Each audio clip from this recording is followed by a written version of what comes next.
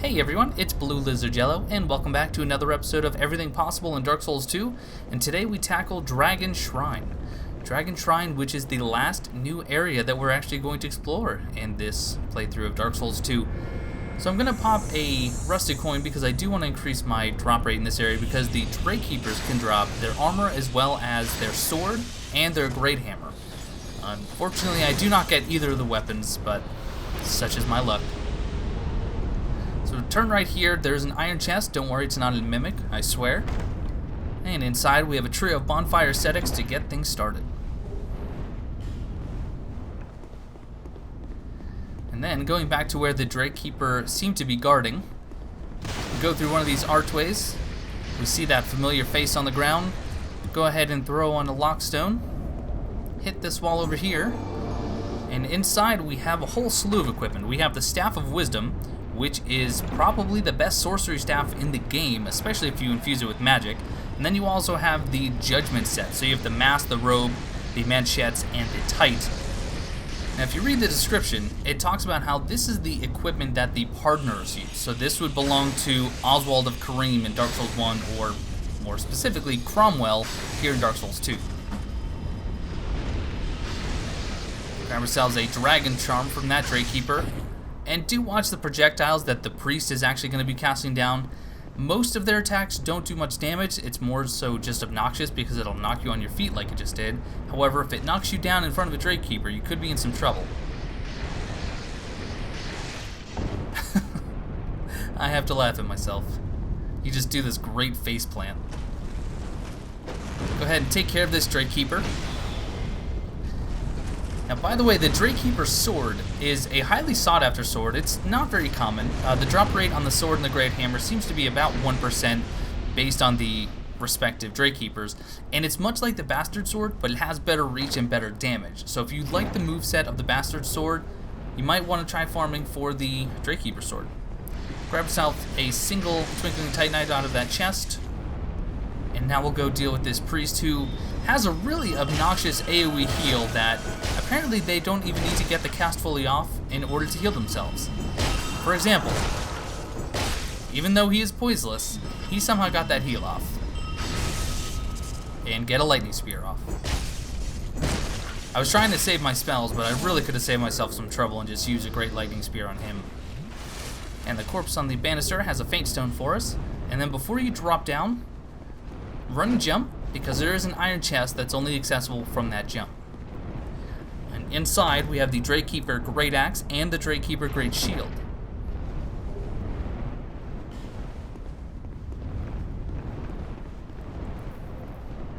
Hop down, and we do have a pair of Drakekeepers to deal with. Now you can pull these one at a time, like you'll see me do,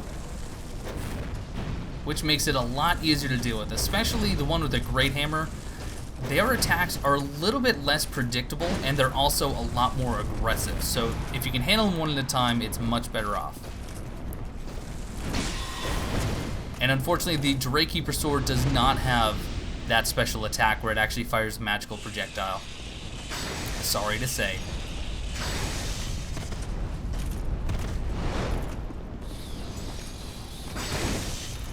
This Drakekeeper was kind enough to drop his helm for us. And before proceeding, make sure you go over this bridge, roll through the boxes, or punch through them, whichever works for you. And then we have a pair of wooden chests, one of which is not like the other. You can see the clasp on the one on the right. You can even see the teeth if you look carefully, but that is a mimic. Grab the Titanite Slab from this chest, and then over here we'll just throw a Lloyd's Talisman. And inside we have a Petrified Dragon Bone and the Washing Pole. The Washing Pole, a returning katana from Dark Souls 1, is the longest katana in the game. The downside, the major downside, is that it only has 20 durability. So considering the length and that low durability, if you're fighting anywhere other than a wide open area, be prepared to use some repair powder or use the repair spell in order to keep that washing pole up and running. Now I'm doing such little damage not because of his shield, but because I'm actually hitting the wall. This particular shield actually has very low lightning resistance, so even right through the shield you can see 445 damage. Nothing to scoff at, right, Stone? Skeptic Spice and a Twilight Herb. Little inside joke with my partner in crime, Stone, there. Although I guess it's not all that inside considering I'm referencing videos that are public. But anyway, in this iron chest we have the third dragon ring. Third dragon ring will give us an extra 7.5% HP and 12.5% stamina and equipment load. And we've been invaded by Dragonfang Villard, who is guarding the Petrified Egg at the top of these stairs. And this invader can drop 2 different items. Unfortunately, we don't get either in this playthrough, but Dragonfang Villard can drop Dragon Scale, or he can drop the Dragon Greatsword. He is very nimble, however, 3 Great Lightning Spears later, and he is no more. Pretty cool looking invader, though.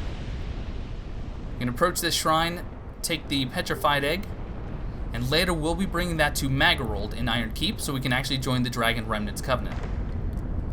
Inside this iron chest, it's easy to miss, is the Watchdragon Parma, which for its weight is actually a pretty decent shield. It's about 75% physical reduction and then between 60 and 75% elemental reduction, but it only weighs about 4 units, and it's a really cool looking shield to boot. In fact, this is one of the contest design winners that they held prior to the game being released.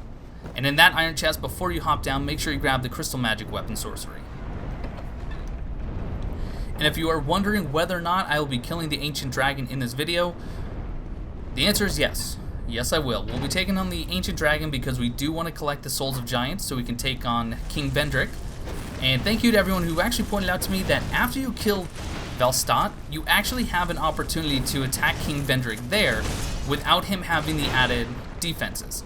If you don't manage to kill him then, or if you choose to fight him later, you'll want to collect at least 4 of the Giant Souls, if not all 5, to make that fight a lot easier. He does have a lot more defense the fewer Giant Souls that you have.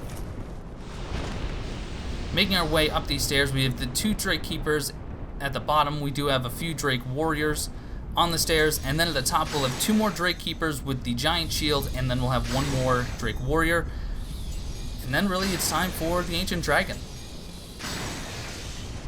Not a lot of loot to get in this area, but some really cool loot, so you want to make sure you explore this area fully.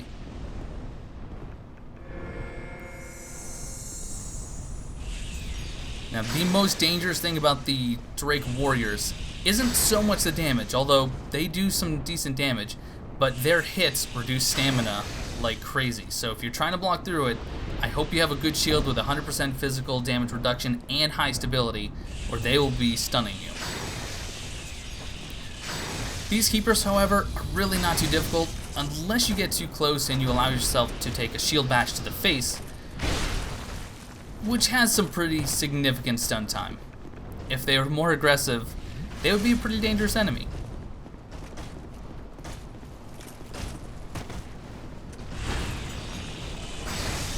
Again, even through the shield, very little lightning damage reduction. Very easy to deal with for a miracle build. Drakekeeper Boots, so we're just missing a few pieces of their armor and then, both their weapons.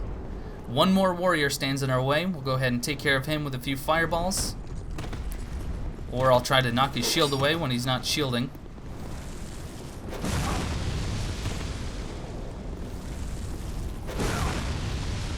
I get really lucky on my timing on these, I'll be honest.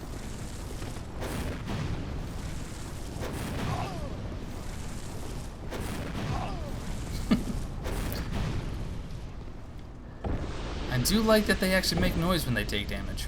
I don't know why. It pleases me.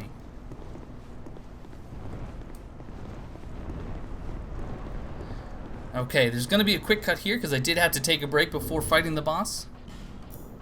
But we're going to go ahead and switch over to our soul increasing items. So we'll have the Seldora cap and the covetous Silver Serpent ring. Because like all other bosses, he doesn't have anything that he's going to drop by chance. Everything he drops is scripted. Now you will note at the end of the fight that he doesn't drop his soul. However, that's not to say the Ancient Dragon Soul isn't obtainable. However, you pick it up later when you're in the Dragon Memory. So we are going to use Heavenly Thunder to get the fight started. Because he's such a large target, this AoE spell does miracles. Miracles. And we are going to try for the most part to get him stuck in his animation where he does foot stomps, which gives us ample opportunity to get our spells off. And the way you do this is you need to stick between the first and second talons on either foot. I do have a video of myself killing him with the Vanquisher seal, so I actually punch him to death. I'll go ahead and put an annotation to that right here. Points to the middle right.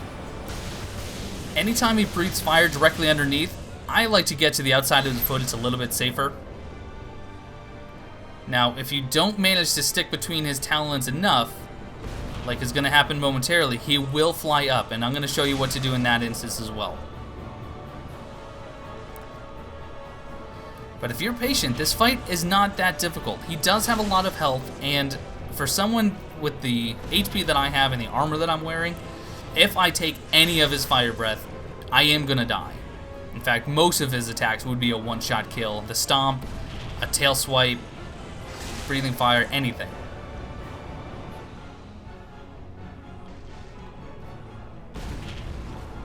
For the most part, though, you can get him stuck in this loop, and it's not a difficult fight, whether you're melee or a caster.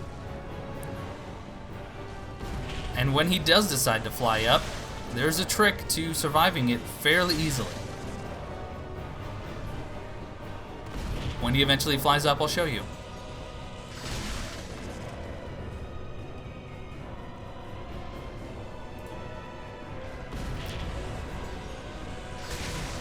Now he is about to fly, so we'll go ahead and watch that tactic in just a moment, I guess.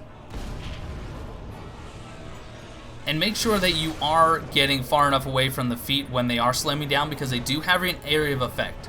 So here he is flying. Your goal is to look at the tip of the tail and run right towards it. Just don't stay underneath the tail. I have made that mistake before, and his tail is considered part of the entity, and it does do damage when it lands. And again, at my level with my armor, it will kill me. Again, look at the tip of the tail. Run towards it, stay to the right. Or left. I'm a righty. And that's the Ancient Dragon. It takes some practice, but once you find the sweet spot and once you understand the mechanics, the fight is no different than any other. As a reward, we have a Soul of a Giant to help take out Vendrick, and we get a Petrified Dragon Bone. And now we're going to head over to Iron Keep so we can talk to Magarold.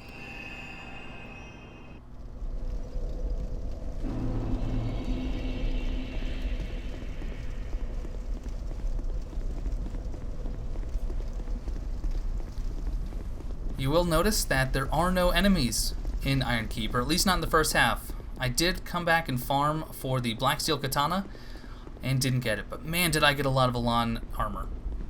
What? From the shrine? He's really interested in this Petrified Egg. And once you give it to him, then it opens up the Dragon Remnants Covenant.